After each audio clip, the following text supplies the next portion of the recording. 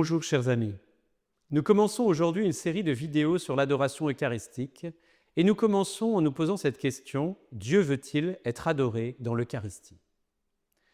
Au cours des dernières décennies, plusieurs objections à la pratique de l'adoration eucharistique ont été formulées. Or, elles viennent de catholiques qui croient dans la présence réelle. Nous verrons, en répondant à ces objections, qu'elles révèlent en réalité une conception partiellement erronée de la messe qui peut éloigner les âmes de la vie sacramentelle.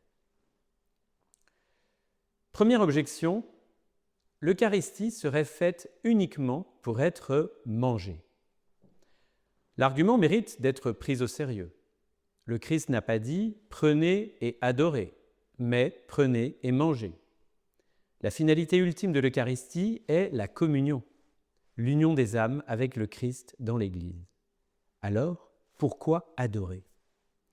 Notons d'abord que tous ne peuvent pas manger l'hostie, pour des raisons diverses, divorcés remariés, catéchumènes, pénitents, excommuniés. C'est donc dans l'adoration qu'ils peuvent supplier Dieu de leur donner, dans sa grande miséricorde, le salut et même la grâce sanctifiante que les sacrements confèrent ordinairement. La deuxième raison s'applique aussi aux personnes qui communient. L'adoration eucharistique nous permet de prendre conscience, dans le temps long et silencieux du face-à-face, de la réalité que nous recevons en communion. Elle nous encourage également, devant la grandeur du mystère que nous contemplons, à demander pardon pour notre péché, à rendre grâce pour le don immérité de la communion et à faire amende honorable pour nos péchés et ceux du monde entier. Elle nous aide ainsi à déployer les 4 finalités de la messe. Souvent, cette objection procède en réalité d'une mauvaise théologie qui récuse la finalité latretique de la messe, c'est-à-dire sa dimension d'adoration. L'adoration eucharistique, enseigne le pape Benoît XVI, n'est rien d'autre que le développement explicite de la célébration eucharistique, qui est en elle-même le plus grand acte d'adoration de l'Église. Cette vérité s'inscrit d'ailleurs dans la plus grande tradition si l'on prend la peine de relire saint Augustin. Que personne ne mange cette chair à moins qu'il ne l'ait d'abord adorée. Non seulement nous ne péchons pas si nous adorons, mais nous pécherions si nous n'adorions pas. Cessons donc les oppositions stériles et soyons sûrs que lorsque nous adorons la Sainte Hostie en dehors de la messe, nous plaisons à Dieu et nous déployons en nous toutes les grâces qu'il y a déposées à la messe.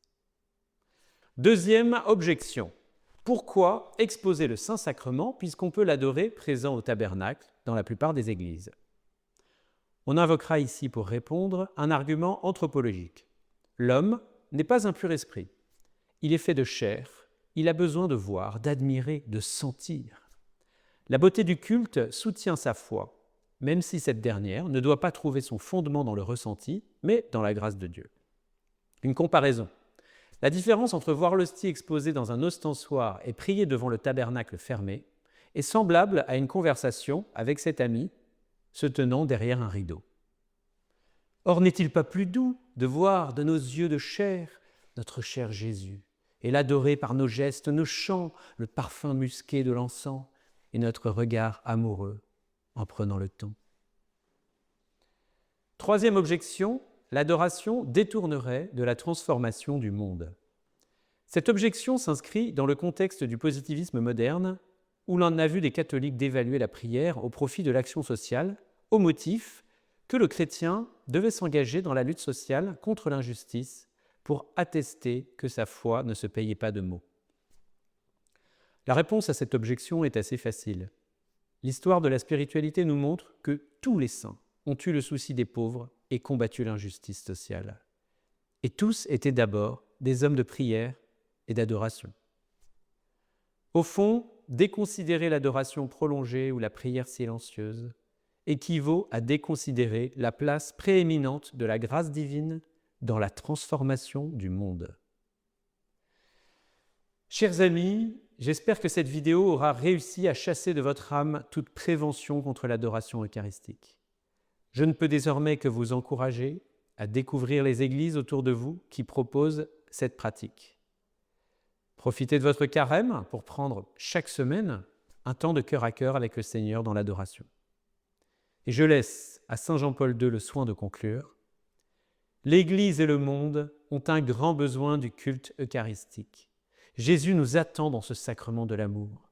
Ne mesurons pas notre temps pour aller le rencontrer dans l'adoration.